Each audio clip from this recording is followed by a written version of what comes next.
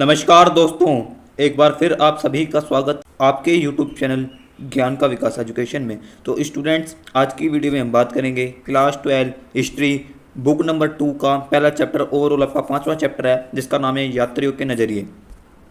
दोस्तों, इस वीडियो में हम यात्रियों के नज़रिए चैप्टर से रिलेटेड इंपॉर्टेंट MCQ करेंगे, यानी पार्ट 3 होगा। आज की वीडियो में मैं इस चैप्टर से रिलेटेड पार्ट 3 लाया हूँ। आप पूछ रहे होंगे कि ये पार्ट 3 क्यों है यात्रियों के नज़रिए चैप्टर से, क्योंकि मैंने इस चैप्टर से रिलेटेड 2 वीडियो बना दिया, यानी पार्ट 1 व पार्ट 2। पार्ट 1 व पार्ट 2 में मैंने इस चैप्टर से रिलेटेड इंपॉर्टेंट पॉइंट्स कराए थे ताकि आपको चैप्टर की समरी मिल सके, आप उसे घोल के पी सकें। पार्ट 1 व पार्ट 2 में मैंने वही बताया है, वो मैंने वीडियो बना दी है, लिंक डिस्क्रिप्शन में दे दूंगा, प्लीज़ जाकर देख लेना। ठीक है, सभी बच्चे देख लेना। आज की वीडियो में हम करेंगे इस चैप्टर से रिलेटेड, यानी यात्रियों के नज़रिए चैप्टर से रिलेटेड पार्ट 3।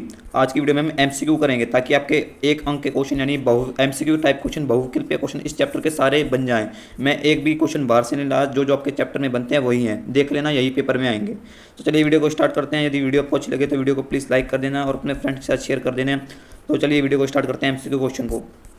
तो स्टूडेंट्स, हमारे चैप्टर का नाम है यात्रियों के नज़रिए, और यात्रियों के मन में, यानी उनके मन में समाज के बारे में क्या समझ थी, लगभग 10वीं सदी से लेकर 17वीं सदी के बीच। इंट्रोडक्शन सारा मैंने पार्ट 1 में समझा दिया है। पार्ट 1 व पार्ट 2 में मैंने ये सारे 21 पॉइंट समझा दिए हैं, आधे आधे करके देखिए सारे। ठीक है, आज हमारा शुरू होगा MCQ। ठीक है, आज हम स्टार्ट करेंगे MCQ से लेकर। ठीक है, तो हमारा पहला MCQ है, इसमें हमें मिलान करनी है। ठीक है, हमें इसमें मिलान करनी है। मैं आपको एक बार मिलान करके दिखा देता हूँ। देखिए, पहला मैं आपको मिलान करके दिखाऊंगा, फिर आपको ऑप्शन में बता दूंगा, सिंपल, ताकि आपको समझ आ सके। पहला है हमारा ए, अल-ब्रूनी। अल-ब्रूनी किस देश से था? यात्री है और देश है, यहाँ पर यात्री का नाम दे रखा है या देश का, या कौन सा यात्री किस देश से था। पहला है अल-ब्रूनी। आपको पता है होगा कि अल-ब्रूनी उज्बेकिस्तान से आया था, तो इसलिए ए का सेकंड हो जाएगा। दूसरा है मार्को पोलो। मार्को पोलो था इटली का, तो ये फर्स्ट हो जाएगा। तीसरा है इब्न बतूता। इब्न बतूता था मोरक्को से, अफ्रीका के देश, तो ये हो जाएगा। और तीसरा फ्रांसवा बर्नियर। फ्रांसवा बर्नियर था फ्रांस से, तो ये हो जाएगा। इसलिए आपका ऑप्शन नंबर ए से हो जाएगा। ठीक है, याद कर लेना, बेसिक सी चीज़ है। अब चलते हैं हमारे दूसरे MCQ में। तो इसमें सिंपल क्वेश्चन है, किताब हिंद किसने लिखा था? किताब हिंद अल-ब्रूनी ने लिखा था। वेरी इंपॉर्टेंट है और वेरी इजी भी है। पार्ट 1 व पार्ट 2 जिस बच्चे ने देखा होगा समझ आ गया होगा। किताब हिंद किसने लिखा था? अल-ब्रूनी ने। इब्न बतूता ने नहीं लिखा था, फ्रांसवा बर्नियर ने लिखा था, और लिखा था अल-ब्रूनी ने किताब हिंद। ठीक है, हमारा तीसरा है, इसमें हमें बताना है कि निम्नलिखित कथनों में से फ्रांसवा बर्नियर के बारे में जो सही है। देखिए, ये जो 4 पॉइंट दे रखे हैं ना, इनमें से कौन से पॉइंट फ्रांसवा बर्नियर के बारे में सही है, कौन से नहीं। जो जो सही है हमें वही बताना है, ऑप्शन में दे रखा है। ठीक है, पहले हम पढ़ लेते हैं, जो जो सही है मैं आपको बताता जाऊँगा। देखिए, हमारा पहला है, बर्नियर ने भारत में जो देखता था उसकी तुलना यूरोप से करता था। बिल्कुल सही है। फ्रांसवा बर्नियर जो भी देखता था वो अपने यूरोप, भारत में जो भी देखता था वो उसकी तुलना में यूरोप से करता, और यूरोप को अच्छा बताता, भारत को नीचा दिखाने की कोशिश करता। ये बिल्कुल सही है। दूसरा है, बर्नियर एक चिकित्सक था। बिल्कुल सही। एक राजनीतिक चाहे पॉलिटिशियन था, सही था। दार्शनिक था, सही है। इतिहासकार था, सही है, ये भी सही है। बर्नियर ये सारे काम भी करता था। पहले दो सही हो जाएंगे। तीसरा है, वह 1656 से लेकर 1668 तक भारत में 12 वर्ष तक रहा। बिल्कुल ये भी सही है कि वह 12 वर्ष तक, यानी 1656 से लेकर 1668 तक भारत में रहा। बिल्कुल ये भी सही हो जाएगा। और बर्नियर का ग्रंथ का नाम था travel in the Mughal empire. बिल्कुल आलोचनात्मक दृष्टि तथा गहन चिंतन का उल्लेख है उसके इस ग्रंथ में। बिल्कुल ये भी सही, यानी चारों पॉइंट सही हो जाएंगे, इसलिए आपका ऑप्शन नंबर बी सही हो जाएगा। ये चारों पॉइंट बर्नियर के बारे में सही है, यानी फ्रांसवा बर्नियर इन सारे पॉइंटों से संबंध रखता है।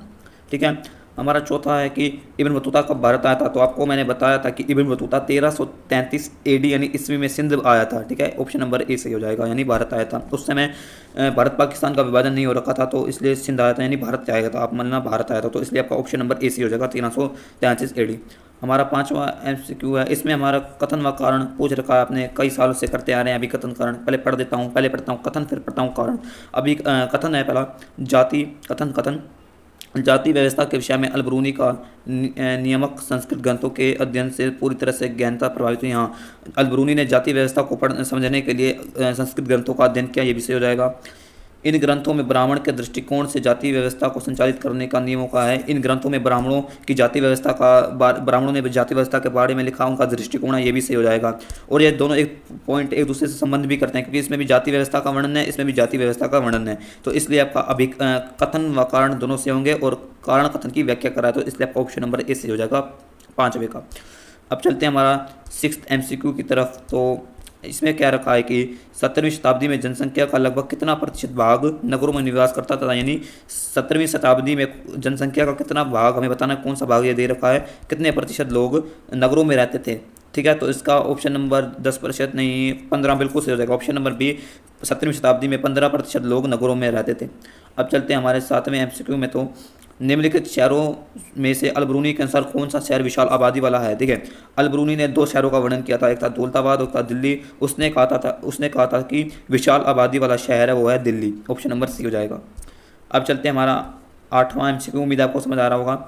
वह कौन सा इतिहासकार है जो राजकीय कारखानों को कार्य प्रणाली का विस्तार विवरण करता है। इस क्वेश्चन में पूछ रखा है कि कौन सा इतिहासकार था जो राजकीय कारखानों कार्य प्रणाली का विस्तार विवरण करता है। यानी आपको पता होगा कि फ्रांसवा बर्नियर ही था जिसने कहा था कि मुगलों का भारत में ज़मीनों पर अधिकार है, उनकी राजकीय प्रणाली है, कारखानों पर इत्यादि, मतलब सभी पर उनका नियंत्रण है। तो इसलिए आपका ऑप्शन नंबर ए सही होगा। फ्रांसवा बर्नियर ही का फ्रांसवा बर्नियर था जिसने राजकीय कारखानों की कार्य प्रणाली का ढंग से विस्तृत विवरण किया था। सिंपल। अब चलते हैं हमारा 9वां MCQ। तो इसमें पूछ रखा है कि निम्न में से कौन सा सुल्तान था जो इब्न बतूता को दिल्ली का राजकीय न्यायाधीश घोषित किया। आपको पता है कि इब्न बतूता दिल्ली के उस समय के दिल्ली में शासन चल रहा था, मोहम्मद बिन तुगलक उससे प्रभावित था, इसलिए वहाँ मिलने आया था और फिर मोहम्मद बिन तुगलक ने उसे न्यायाधीश, अपना राज्य का न्यायाधीश बनाया। तो इसलिए ऑप्शन नंबर बी यानी खास हो जाएगा। मोहम्मद बिन तुगलक सुल्तान ने इब्न बतूता को दिल्ली का न्यायाधीश बनाया। ठीक है। अब चलते हैं हमारा 10वें MCQ की तरफ। पहले कथन पढ़ता हूँ फिर कारण। कथन है कि इब्न बतूता के विवरण से प्राप्त हुआ कि वह दासों में काफ़ी विभेद था। यानी इब्न बतूता बताता है कि दासों में काफ़ी विभेद था, यानी अंतर था। ठीक है, ये बिल्कुल सही है। इब्न बतूता कई बार लिखता है कि दासों में विभेद था, यानी अंतर था। और सुल्तान की सेवा में कार्यरत कुछ दासियाँ संगीत व गायन निपुण थी। ठीक है, इसमें पूछ रखा है कि सुल्तान की सेवा में कार्यरत कुछ दासियाँ संगीत व गायन में निपुण थी। हाँ, आपका ये वाला भी कारण भी सही हो जाएगा, क्योंकि इब्न बतूता ने बताया कि जो भी दासियाँ थी वो क्या करती थी, संगीत का कार्य करती थी और वह गायन का भी कार्य करती थी। तो इसलिए आपका और कारण कथन भी सही है, कारण भी सही है। और कारण कथन की व्याख्या कर रहा है, क्योंकि यहाँ पर भी दासों का वर्णन है और यहाँ पर भी दासों का वर्णन है। ठीक है, तो ऑप्शन नंबर ए आपका बिल्कुल सही हो जाएगा। ठीक है। अब चलते हैं हमारे 11वें MCQ में। तो 17वीं MCQ में पूछ रखा है कि 17वीं शताब्दी में कौन सा यूरोपीय यात्री उपमहाद्वीप के रास्ते भारत आया था। तो वो था आपका फ्रांसवा बर्नियर। आपको पता है कि 17वीं शताब्दी में फ्रांसवा बर्नियर ही भारत में आया था, तो वो यूरोपीय यात्री भी था, फ्रांस से आया था, इसलिए ऑप्शन नंबर डी यानी सही हो जाएगा, फ्रांसवा बर्नियर। हमारा 12वां MCQ है। तो रियल्ला किसने लिखा था। इब्न बतूता ने। इब्न बतूता के अनुसार यानी रियल्ला के अनुसार उपमहाद्वीप का सबसे बड़ा शहर है, 2 बार पूछ रखा है, तो ऑप्शन नंबर बी दिल्ली था। ठीक है। हमारा 13वां MCQ है। 10वीं से लेकर 17वीं सदी के बीच लोग निम्न उद्देश्य से प्रेरित होकर यात्राएं करते थे। कार्य की तलाश में, हाँ। साहस की भावना से प्रेरित होकर, हाँ। व्यापारी, सैनिक, पुरोहित व तीर्थयात्री के रूप में, हाँ। तो ये तीनों ऑप्शन से हो जाएंगे, इसलिए आपका ऑप्शन नंबर डी उपयुक्त होंगे। तो 10वीं से 17वीं सदी के बीच लोग इन उद्देश्यों से प्रभावित होकर यात्रा करते थे। हमारा 14वां MCQ है। बर्नियर का विवरण उपमहाद्वीप की किस जटिल सामाजिक सच्चाई की ओर इशारा करता है। यानी बर्नियर उपमहाद्वीप में कौन सी सामाजिक सच्चाई की ओर इशारा करता है, तो हमें बताना है। यद्यपि शिल्पकारों को अपने उत्पादों को बेहतर बनाने के लिए राज्य द्वारा कोई प्रोत्साहन नहीं था, यद्यपि पूरे विश्व में भारतीय उत्पादों की बहुत मांग थी। Very important. विनिष्ट तथा खराब वायु से दूषित थे। भारत में मध्यम लोगों की स्थिति नहीं है, या उपरोक्त सभी। देखिए, बर्नियर सबसे ज़्यादा उपमहाद्वीप की सामाजिक जटिलता की ओर संकेत करता था, वो है निजी भूस्वामित्व का अभाव। तो आपका ऑप्शन नंबर ए से हो जाएगा। यहाँ बताता है कि यहाँ पर सरकार द्वारा यानी शासक वर्ग द्वारा शिल्पकारों, किसानों इत्यादि को प्रोत्साहन नहीं किया जाता, वो केवल अपने कर से मतलब रखते हैं। तो इसलिए ऑप्शन नंबर क से हो जाएगा, यानी ए। ठीक है। हमारा 15वां MCQ है। अलबरूनी की कृति किताब हिंद के संबंध में कौन सा कथन असत्य है, गलत है। इसकी भाषा सरल व स्पष्ट ही नहीं, इसकी भाषा सरल व स्पष्ट ही, हाँ। तो ये तो सत्य ही नहीं होगा। इसमें भारतीय धर्म, दर्शन, त्योहार, खगोल विज्ञान, कीमिया, मूर्तिकला आदि के विषय में थी, हाँ। ये भी है, ये सत्य है, इसलिए ये भी नहीं होगा। और यह फारसी में लिखी गई थी, नहीं, यह अरबी में लिखी गई थी, इसलिए आपका ऑप्शन नंबर सी गलत है, ये अरबी में लिखी गई थी। हमारा 16वां MCQ है। इब्न बतूता के संबंध में कौन सा कथन सत्य है, यानी इब्न बतूता के बारे में कौन सा कथन सत्य हमें बताना है। इब्न बतूता के यात्रा वृत्तांत का नाम ट्रैवल द मुगल एम्पायर था, नहीं, उसके यात्रा वृत्तांत का नाम था रियल्ला। तो ये तो असत्य है, ये सत्य नहीं है, इसलिए ये तो अभी हटा दो, ये नहीं होगा। इसका जन्म तंजीर के सबसे सम्मानित व शिक्षित परिवार में था, हाँ। ऑप्शन नंबर बी आपका सही हो जाएगा कि इब्न बतूता का जन्म तंजीयर के सबसे सम्मानित और शिक्षित परिवार में होता है। इसलिए आपका ऑप्शन नंबर बी सही हो जाएगा, आगे जाने की जरूरत ही नहीं है, आप पढ़ लेना एक बार फिर भी। हमारा 17वां एमसीक्यू है, फ्रांसवा बर्नियर के संबंध में कौन सा कथन असत्य है, यानी फ्रांसवा बर्नियर के बारे में कौन सा कथन गलत है। तो वह यूरोप का रहने वाला था, हाँ यह सत्य है, इसलिए ये तो नहीं होगा। वह मुगल दरबार के चिकित्सा बुद्धिजीवी वैज्ञानिक के रूप में रहा, हाँ ये भी सही है, इसलिए ये भी नहीं होगा। हमारा तीसरा है, उसने भारत का चित्रण द्विविपरीता के नमूने के आधार पर किया, हाँ ये भी सही है, इसलिए ये भी नहीं होगा, क्योंकि उसने भारत का चित्रण द्विविपरीता के रूप में किया था, ठीक है। और हमारा डी है, तो उसने अपने वृत्तांत में दास प्रथा का वर्णन किया था, नहीं का विवेचन, उसने अपने वृत्तांत में दास प्रथा का विवेचन यानी आलोचना की थी, नहीं उसने उसकी आलोचना नहीं की थी, इसलिए आपका ऑप्शन नंबर डी से हो जाएगा, ये असत्य है, ठीक है। हमारा 18वां एमसीक्यू है, इसमें हमें सही यानी मिलान करना है, तो मैं आपको मिलान करके बता देता हूँ। देखिए पहला है हमारा उलुक, सूची 1 सूची 2 उलुक। उलुक है, तो उलुक ये अश्व डाक व्यवस्था थी, दवा ये पैदल डाक व्यवस्था थी। बर्नियर ने सती बालिका का विवरण यानी सती प्रथा का वर्णन किया। अलब्रूनी ने अपवित्रता के सिद्धांत को अस्वीकृत किया, जिसको अच्छा नहीं लगता था, तो आपका ऑप्शन नंबर सी हो जाएगा। उलुक यह अश्व डाक व्यवस्था, दावा यह पैदल डाक व्यवस्था। बर्नियर ने सती प्रथा का वर्णन किया, अलब्रूनी ने जो जाति में अपवित्रता का सिद्धांत था इसको अस्वीकार किया, आपका ऑप्शन नंबर सी सही हो जाएगा। हमारा 19वां एमसीक्यू भी फिल इन द ब्लैंक है, तो करके दिखा देता हूँ आपको।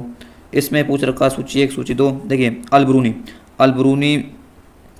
अलब्रूनी भारत में जाति व्यवस्था को प्रतिरूपों के माध्यम से समझाने का प्रयास किया। अलब्रूनी ने, तो ये हो जाएगा इसका पहले अलब्रूनी का सी। इब्न बतूता ने नारियल और पान का विवरण किया। बर्नियर ने भारत में राज्य ही भूमि का एकमात्र अधिकारी यानी राज्य भूस्वामित्व है, ठीक है, इसलिए आपका 19वें का हो जाएगा ऑप्शन नंबर क, ठीक है, एक बार फिर से देख लेना। हमारा 20वां एमसीक्यू है, कथन कारण वही है। अलब्रूनी अपने लिए निर्धारित उद्देश्यों में नियति समस्याओं से परिचित था, यानी इसमें बता रखा है कि अलब्रूनी अपने लिए निर्धारित उद्देश्य में नियत समस्याओं से परिचित हैं, उसको पता थी कि मेरे सामने ये समस्या आएंगी, हाँ उसको पता था। अवरोध थे भाषा, धार्मिक अवस्था, प्रथा, भिन्नता, अभिमान, हाँ बिल्कुल ये दोनों उसके सामने अवरोध थे, ये भी सही है कथन कारण। और कथन कारण की व्याख्या कर रहा है, क्योंकि इसमें भी उसके अवरोध पूछे रखे हैं और इसमें अवरोधों के बारे में बता रखा है, तो इसलिए आपका ऑप्शन नंबर सी सही हो जाएगा। हमारा 21वां एमसीक्यू है, इसमें चित्र है, इसमें पूछ रखा है कि दिए गए चित्र को ध्यान से देखिए और यूरोपीय पोशाक में एक यात्री का, इसमें हमें यात्री का नाम बताना है, तो ये यात्री का नाम है आपका फ्रांसवा बर्नियर, ठीक है, ये कौन है, फ्रांसवा बर्नियर, ठीक है। तो हमारे 21 एमसीक्यू यहीं पर समाप्त होते हैं। अगले वीडियो में हम लॉन्ग क्वेश्चन करेंगे पार्ट 4 में, तो हमारे पार्ट 3 समाप्त होता है। यदि वीडियो अच्छी लगे तो वीडियो को लाइक और चैनल को सब्सक्राइब कर दें, अपने फ्रेंड के साथ शेयर कर दें। तो मिलते हैं नेक्स्ट वीडियो में, तब तक के लिए बाय।